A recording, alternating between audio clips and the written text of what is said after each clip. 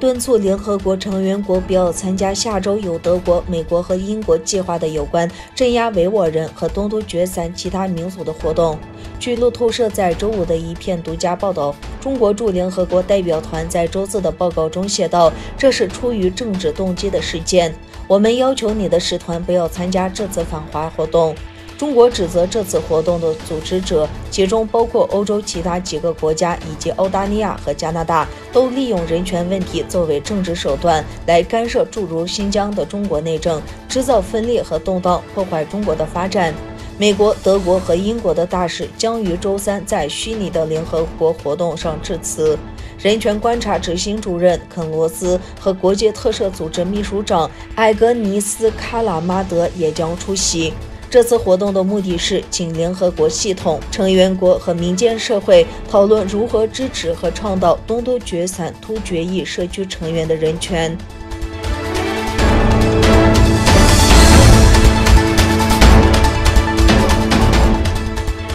据悉，原定于5月5日在比利时国会对外关系委员会举行的关于中国在东突厥散实行的种族灭绝政策的证人听证会，由于尚未确定其来源的网络攻击而被推迟。长期筹备这次会议的世界维吾尔人代表大会和比利时维吾尔人协会邀请了在东突厥散纳粹集中营中任教的证人之一凯利比诺尔·塞迪克女士。她被带进再教育营，负责给里面的人上汉语课。后来，她也逃离中国。据报道，在会议开始半个小时前，因受到网络袭击而被取消。比利时维吾尔协会在声明中写道：“会议取消之后，比利时各政党领导人表示遗憾。听证会将在下周举行。”此外，凯利比诺尔女士在比利时国会接受了法国 AKHT 电视台的采访，解释了自身经历和中国对维吾尔人的种族灭绝行径。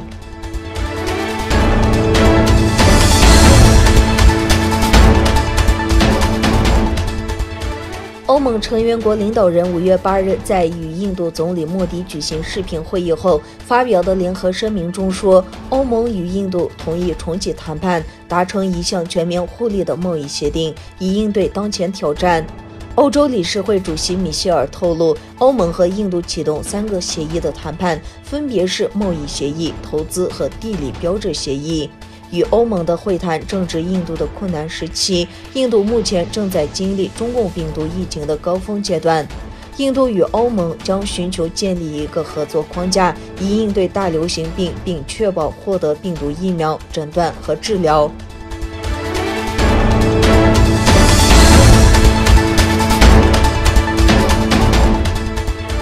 据中国载人航天工程办公室称，星期天一枚中国大型火箭的碎片降落在印度洋上，火箭落到地球上不受控制的冲击，使专家们担心它所降落的地区可能受到的破坏。载人航天工程办公室发布消息说，被称为长征5B 的火箭在北京时间上午10点24重新进入大气层，地点是印度洋上空马尔代夫群岛附近海域。社交媒体上的视频显示，这枚重达22吨的火箭在太空低轨道上飘荡了几天后进入大气层。该火箭于4月29日在中国南方海南省文昌航天发射中心发射升空，目的是为未来的中国空间站提供一个居住区的轨道。但是在完成任务之后，火箭的身体在返回轨道之前不受控制地围绕地球旋转。